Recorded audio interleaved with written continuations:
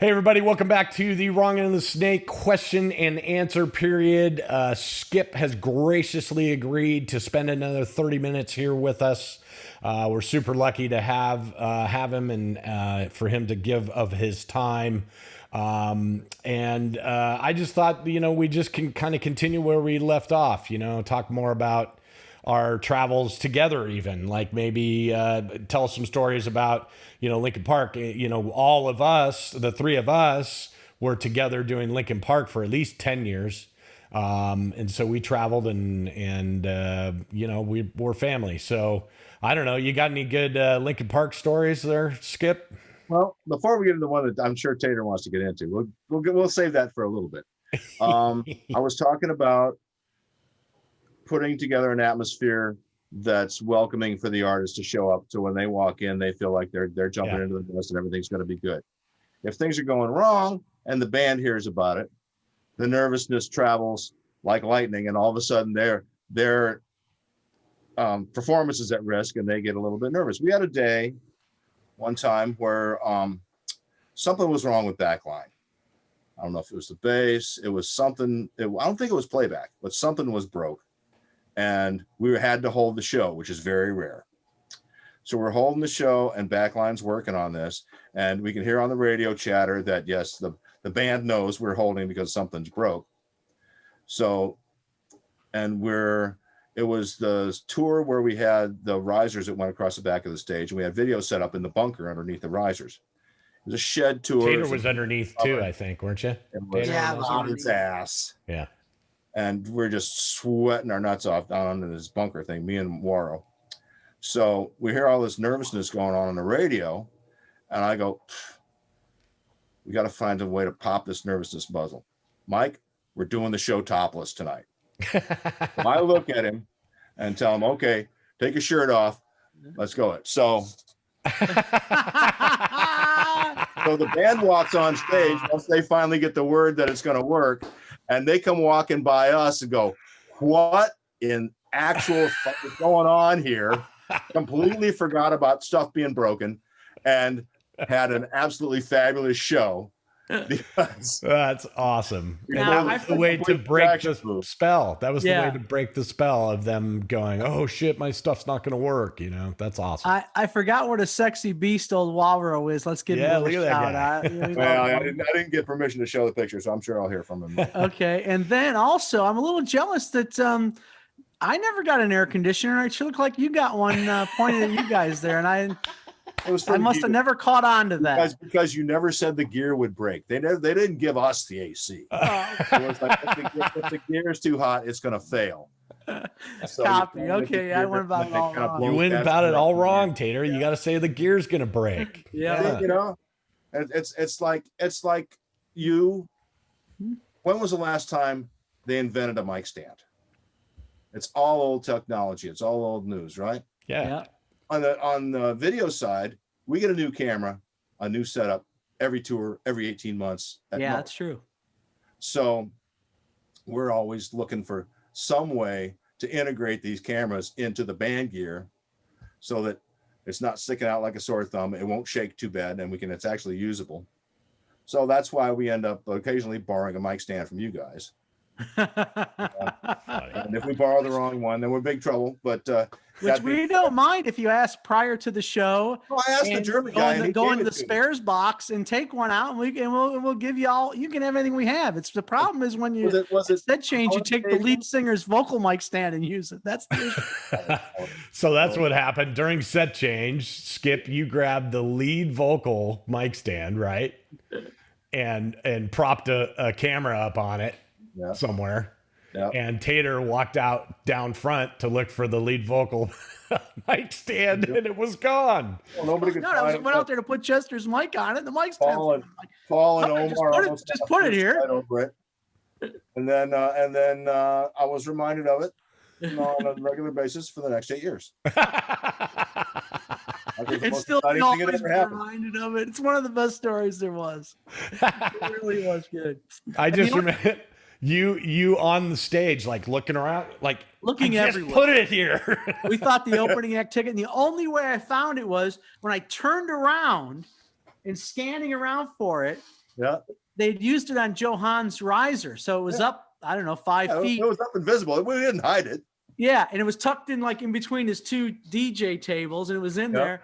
And the bass, Chester had that special stand, and I just saw the base of it right there, kind of eye level. I thought, how did he get there? Why is there a camera attached? No, I went back. It was behind your desk, and I went diving back in looking for a mic stand, and the Swiss guy or the German guy, whoever was back standing around, said, "Can I take one of these?" He goes, sure.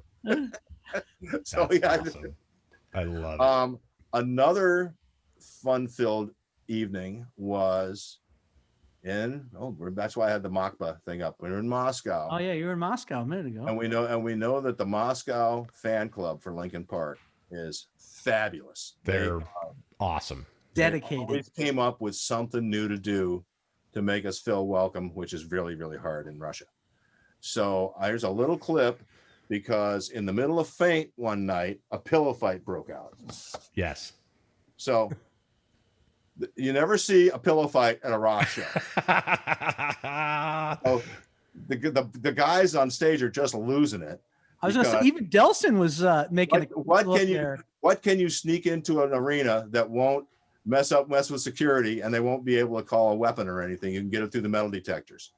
But the kids are coming at it, and in the middle of Faint, not that it's not exactly a ballad, has turned into a giant freaking pillow fight. Yeah, Mike's loving it. Look at his face. He's like, that's amazing. How did that happen? I love it. Good stuff. The Russian fans are always good with signs and all that kind of stuff. They had some. Yeah. They always like got together and had a plan, like for the show. Everybody's gonna, of them, and they always made us both band and crew feel so welcome over there. Yeah, they sure did. Yeah. Good memories. I don't remember that pillow fight at all. I don't know why. Oh, it was Moscow. Your head was so deep in the problems, you probably just pretty much. I still got a picture that I keep that's out the side of the charter plane when Jim had done such a great job on our exit strategy that we grabbed it, we loaded our gear, we jumped in the bus, we went straight to the plane. We had all the exit paperwork all figured out, and literally we were wheels up less than 45 minutes after the last note. Wow. I do think I remember one of those quick. And that was one of the last times. And I had a picture looking out the window of the plane at the lights of Moscow underneath us, going, well, that one didn't hurt at all. And of course, that sounds so glamorous. Of course, we were probably flying right into an airport to go to a load in with the B rig, right? That's right. So don't think we got any sleep or something like that. Yeah, that wasn't like, we were going to the Ritz-Carlton. Swifted off to the after party or something. We were going to another gig. Yeah. We did one run where it was 24 shows in 29 days. Yeah. Oh, God, did I do that? Did I survive that? I took a picture. I took a selfie in every airport, and you can watch my face melt over the month. There's pictures. I have a bunch of pictures of us, even we were just talking about Mauricio, like I remember wheeling him around in a wheelchair in an airport because we were on like day 22, and we were just cooked. We were literally, the tour was leapfrogging from place to place. So we would finish a show at 1:00 in the morning, load out, 2:00 in the morning, drive to the airport, get on a plane, fly to somewhere, get there. Get there 7, 8 o'clock in the morning, go straight to the gig, and then work and, basically go to hammocks underneath the stage in the afternoon. Lay around on the floor of the production office. We never booked. There was no social distancing. Let's just say that. Yeah. And it was how long, how many, 29 days you said? 29 days, 24 shows. Oh my God. I hope I made a lot of money. I don't know. Do you have any of that money? One day off in the middle of it. I didn't make enough. Was in Portugal at the golf resort the day that AJ dropped a chair by mistake off the balcony. Oh, right. Yeah. I forgot about that. That was a total mistake. But God. Poor little fighter had a chair. God bless him. You know what? I have total respect for AJ. He's the only line director I've ever known who would not just program from his desk. Oh yeah. He would get up and walk the whole arena and see what the show looked like from 17 different perspectives. He's a true artist. He's like, he's not a programmer. He's like I want it to look amazing, and he always had some newfangled MIDI He setup. brought Ableton into the game. Remember when he did that year that no one even knew what Ableton was, and he was doing the Linkin Park lights with a keyboard via Ableton. He had what do you have, a I don't know, 32 key or something keyboard out there, and he touch pads, and he's doing lights with that. It's like, what's going on? AJ Penn, he's an awesome cat, man. Love him. Yeah. Way before anybody else was doing it. Brilliant mind, great and a great human being. Yeah, Any for sure. specific questions we got to get to here? Yes. We need to know what's going on since you work for a company. What's going on at PRG, and how are they handling the COVID? Or is it the same old, or are they doing anything different? What's going on at PRG Nocturne right now, if anything? PRG furloughed me on March 22nd. Oh, wow. 6 months, after 6 months, they have to let you know what they're going to do with you. So I'm officially separated from PRG.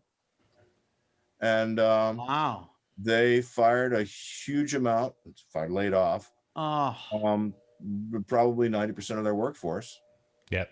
And they've kept a few people on, and they're doing little things here and there. They're doing their VR stages and trying to survive as the best they can through the COVID. But I at one point last summer, I had 35 tours worth of people out. So from my point of view, in my seat as a labor manager, they do not need me now. Yeah. So, but they will. Do you think they're going to call you back? We'll see. Do you want to come back? Do you want to go back? We'll see. Yeah. That's just, I never got into this business to be a labor manager. I love what I do. I love going out and actually doing shows. Yeah. And if I go back and do that, the only reason I'll do it is because the reason I started doing it in the first place was to keep all the people that I've been on buses with all these years working and happy and doing what we do. Yeah. That's a great reason to do that job. Representing everybody who's on a bus. The reason I jumped in the seat in the first place was the guy doing it before me quit, and we had 86 people on the road with nobody to call at the home office.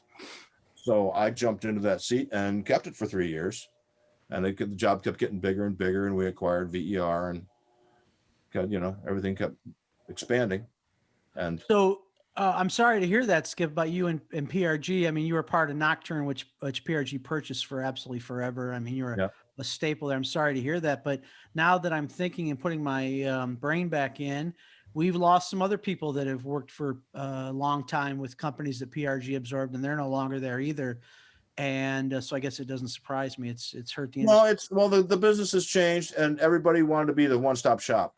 Yeah. That was the last paradigm between PRG and four-wall, Fuse, Solo Tech.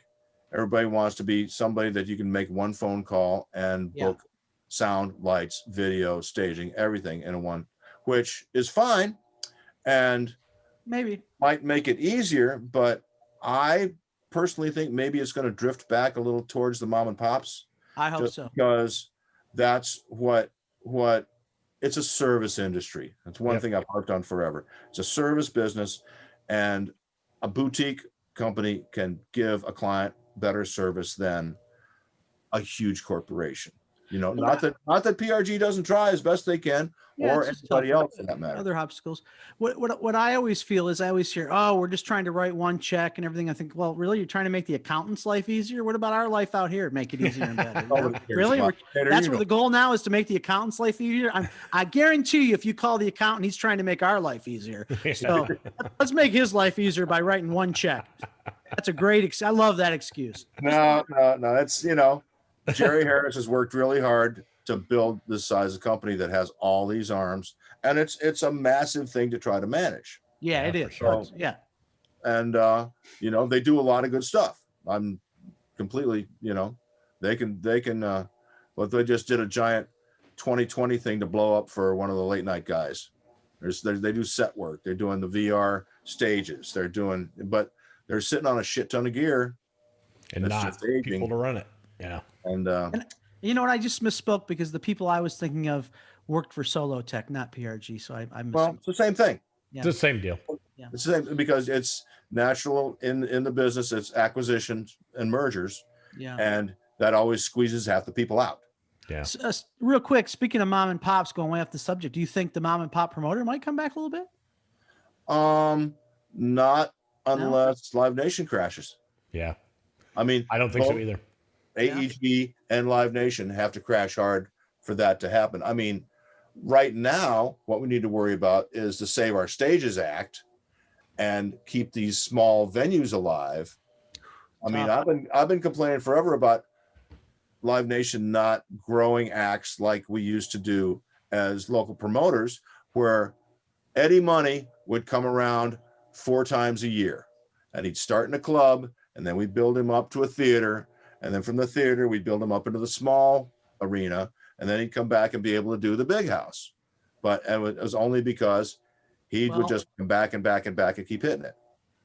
Under my belief, our buddy Tim Burris, who works for, I think it was Concerts West, they've been absorbed by AEG now, but I think they did that with 21 Pilots, didn't they? And they procured them and raised them up, and Concerts West did, and Tim and the people there did a great job, and they made it big, but I guess people still don't see that's the way. So, well, I think the real deal right now is that all of the avenues to, whatever, to radio and promotion and all of those things are all being covered by Live Nation and AEG.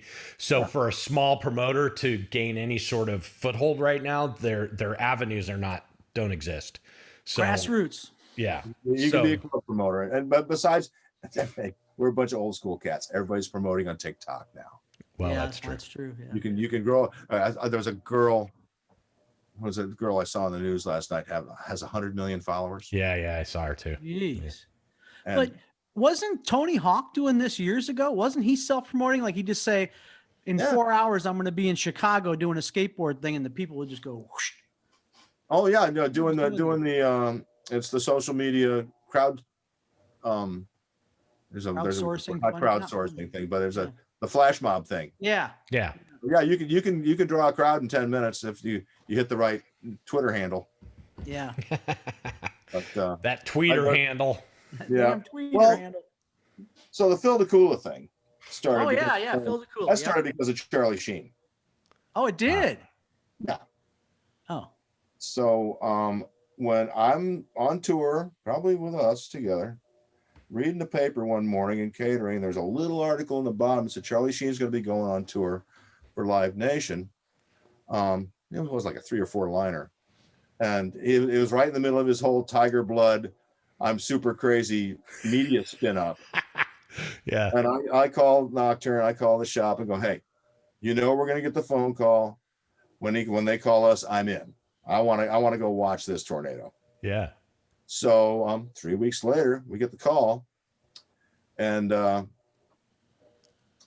me and George Elizondo and Scott Lutton go out to do this.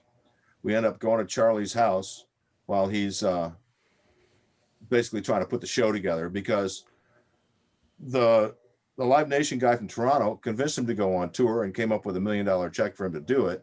And Charlie says, what am I going to do? I don't sing, I don't dance, I don't tell jokes. Just don't worry. You're going to sit down, you're going to tell stories like you've always fascinated me every time we've sat down and had a great time. So we're just going to do that.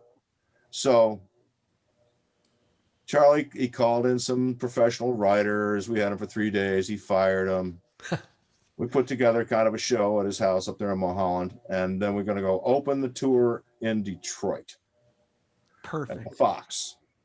So this was, social media was just getting started. I decided maybe this Charlie thing, I didn't know Charlie very well yet. I probably didn't want to associate myself with him that much. So I took one of my old fake hotel names. I said, all right, I'm just going to start on my Twitter and my Facebook as Phil DeCoola. So, and once we got out there, I found out that Charlie is a gem of a person. He's completely honest, awesome, was straight and narrow, was passing a piss test twice a week so he could see his kids. And all the big stories were all just the media hype.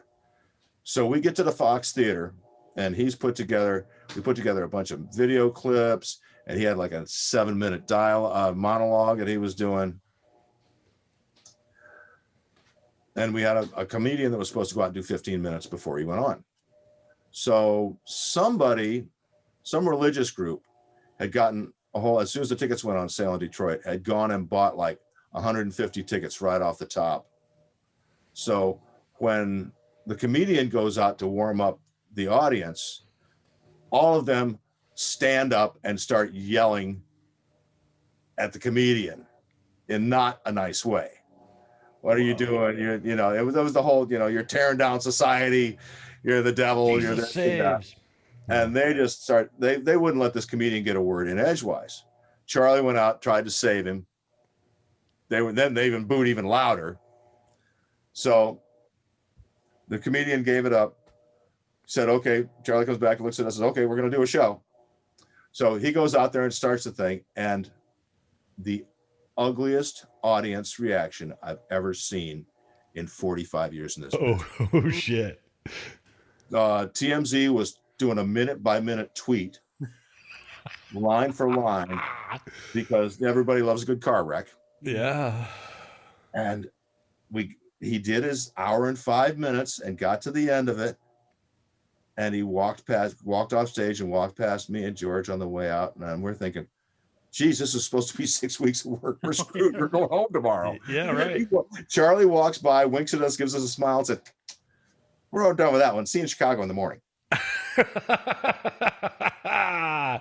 That's so awesome. 9 o'clock the next morning, we're sitting on stage in a circle trying to figure out the game plan for the day. The Canadian promoter dude sits down with Charlie and goes, look, I'm going to come out and sit with you. We're going to have 2 chairs on the stage, little coffee table, and you're going to tell me stories. Well, you, Nick Cage, doing ounces of blow and this and that or whatever. And we'll do the show that way instead of this whole thing you spun up, because nobody seemed interested in that. And we'll see how that works. So, and we got a basic idea in the morning, and then it's 5 after 8. The curtain is down. We're all in the circle, sitting on stage, hashing out these last few details. Send up the curtain, start the whole thing. And Charlie comes out, gets a pretty good audience reaction from the crowd, and goes, we were in Detroit last night, you might have seen, and we didn't have a very good time there. Fuck Detroit. And in 2 seconds, he has the entire Chicago crowd chanting, fuck Detroit, fuck Detroit, fuck Detroit. As you do. Turned it into a total win. Wow. Second night, instead of coming out on stage, he came in from the back of the house wearing the baseball uniform with the Wild Thing broken glasses. Oh. Right. Another win. We went 24-4 on the tour. We won 24, we lost 4 due to hecklers and whatnot. But he completely turned the thing around. But that TMZ minute to minute thing probably sold that whole deal out. Oh no, we had no problem selling tickets. Yeah, okay. We sold tickets everywhere. We got to San Francisco, and the San Francisco Giants fan had just gotten beaten up down in LA in the Dodgers parking lot. And we held an on-the-spot auction for baseball memorabilia on the stage. Charlie did.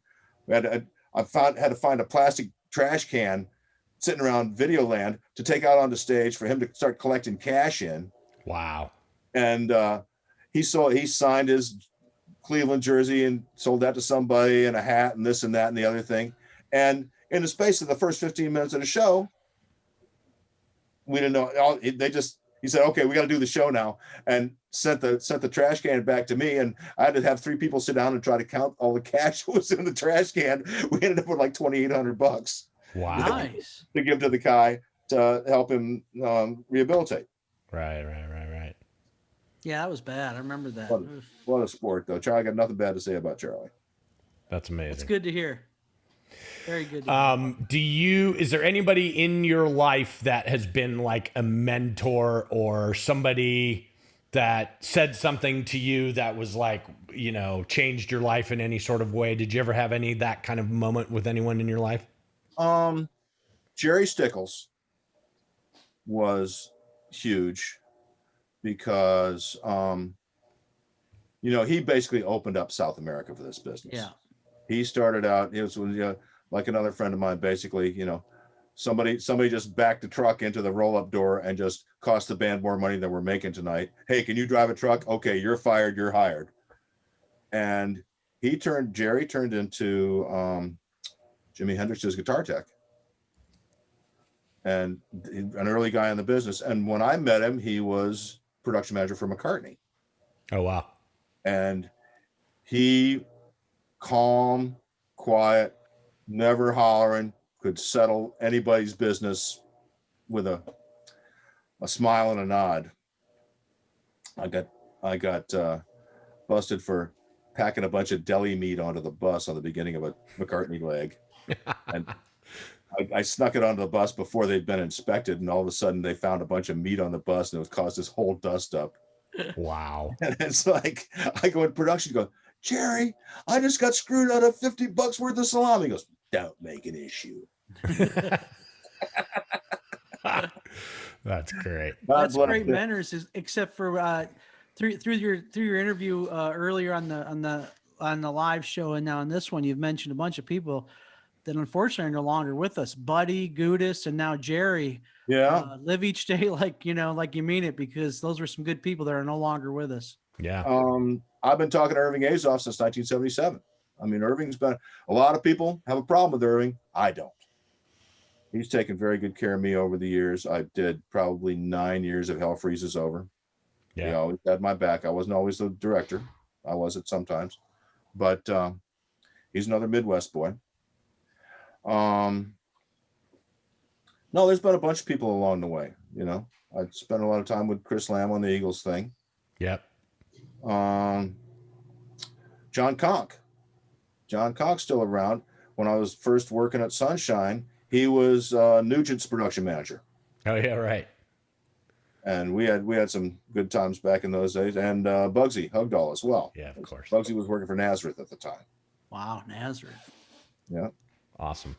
So yeah, I had a lot of good people to go to school on, and that's as far as if you're young and you're in the business, get a mentor. That's it. You don't have to pound them with questions all day long. Mouth shut, ears open.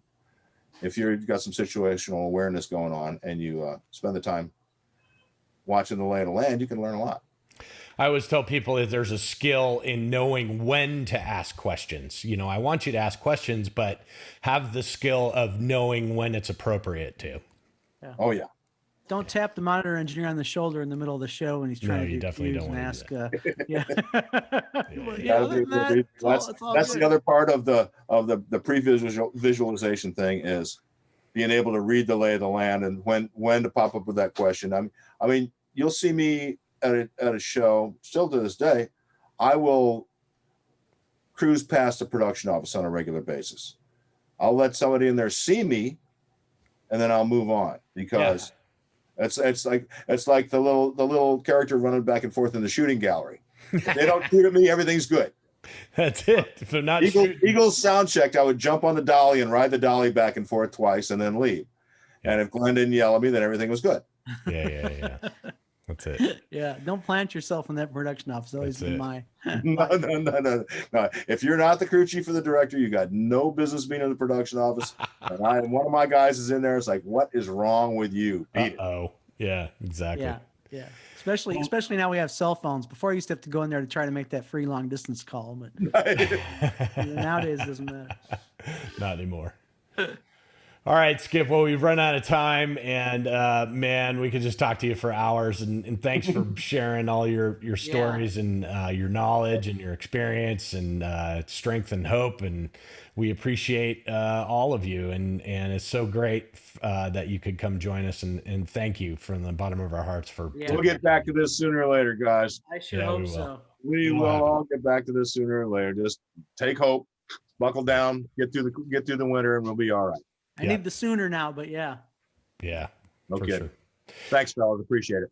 All right, guys. Take care. Thanks for watching Wrong End of the Snake. Remember, next week, no Wrong End of the Snake. 2 weeks from now, December 8th, Toby Francis. Thank you. Bye.